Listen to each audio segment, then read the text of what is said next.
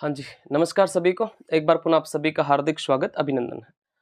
तो साथियों आज अपने रीट के ऊपर विस्तृत चर्चा करने वाले हैं कि भई रीट की वैकेंसी कब आने वाली है और कब तक पात्रता का पेपर होगा और कब तक आपका जो रीट मेंस का है उसका पेपर होगा।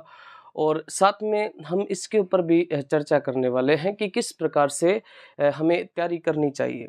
तो मैं आपको बताना चाहता हूँ कि भई रीट की जो वैकेंसी है वो लगभग आपकी मई जो मंथ है उसके लास्ट तक रीट की वैकेंसी आ जाएगी। और लगभग जो अपने रीट है फर्स्ट ग्रेड है, सेकंड ग्रेड है, उनकी वैकेंसी आने की संभावना मई, जून, जुलाई के आसपास है। इन 3 मंथ के अंदर-अंदर आपकी वैकेंसी आ जाएगी।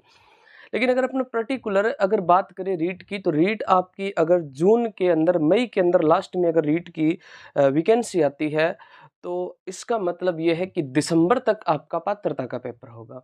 और दिसंबर तक अगर पात्रता का पेपर होता है, तो जुलाई तक जो है जाके आपका रीट मेंस का पेपर होगा। तो बहकावे में आने की आवश्यकता नहीं है कि भई कब तक भर्ती आएगी, र हमें कैसे पढ़ना चाहिए, थोड़ा टाइम है, बड़ा टाइम है। न तो टाइम ज़्यादा है और न टाइम कम है। अब आपके पास मान के चलो कि जिनकी पात्रता क्लियर है, उनके पास में 1 साल का टाइम है। भई जब वैकेंसी आती है उससे लेकर जब मेंस का पेपर होगा तब तक के लिए आपके पास में 1 साल का टाइम है। अब आपको 1 साल के अंदर जो है वो तैयारी करनी है मेंस की। जिनकी पात्रता क्लियर नहीं है, उनको भी मैं तो यही सुझाव दूँगा कि आप भी मेंस की तैयारी करो। जब आपका वैकेंसी आती है, मान लो महीने 2 महीने में वैकेंसी आती है, उसके बाद में भी आप मेंस की तैयारी करते रहो। जो लास्ट के 2 मंथ है ना, उनके अंदर आप प्री के अकॉर्डिंग जो आपका बच गया, जैसे मान लो रीट लेवल 1 वाले हैं, तो रीट लेवल 1 वालों के पर्यावरण थोड़ा-सा अलग पार्ट हो जाता है, जैसे उनको पर्यावरण पढ़ने की आवश्यकता है। जैसे मान लो कि थोड़ा बहुत साइको इसमें ज़्यादा है पात्रता में, तो आपको थोड़ी बहुत साइको एक्स्ट्रा पढ़ने की, हालाँकि वो मेंस में वही पढ़ते हो आप।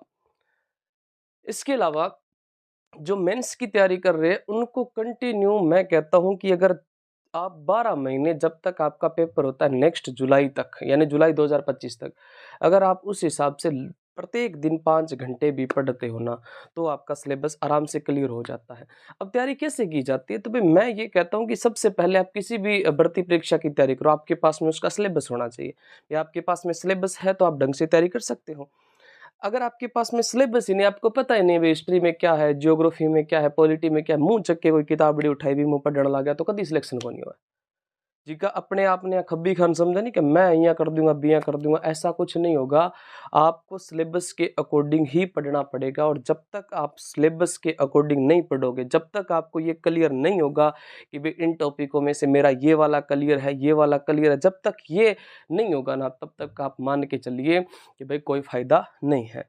तो आपके पास में ले दे के 1 साल का टाइम है और 1 साल में आप अच्छे से तैयारी कर सकते हो।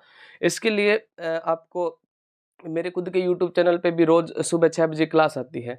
अभी वो 2-4 दिन शायद क्लास जो है वो सुबह 6 बजे जो आती है ना, अपने प्रश्न वाली, वो शायद एक बार नहीं हो पाएगी। उसके लिए भी आपसे क्षमा चाहते हैं, क्योंकि क्या है कि भई नया सेटअप जचाना पड़ेगा, अभी नई जगह शिफ्ट होना पड़ेगा। पहले वाली जगह जो थी वहाँ से अब रिज़ाइन देके कोई दूसरी जगह अगर शिफ्ट होंगे तो फिर टाइम तो लगेगा। और टाइम अगर लगेगा तो फिर आपके साथ में मैं लगातार इसी प्रकार रहूँगा, आपको अच्छे-अच्छे सुझाव देने के लिए।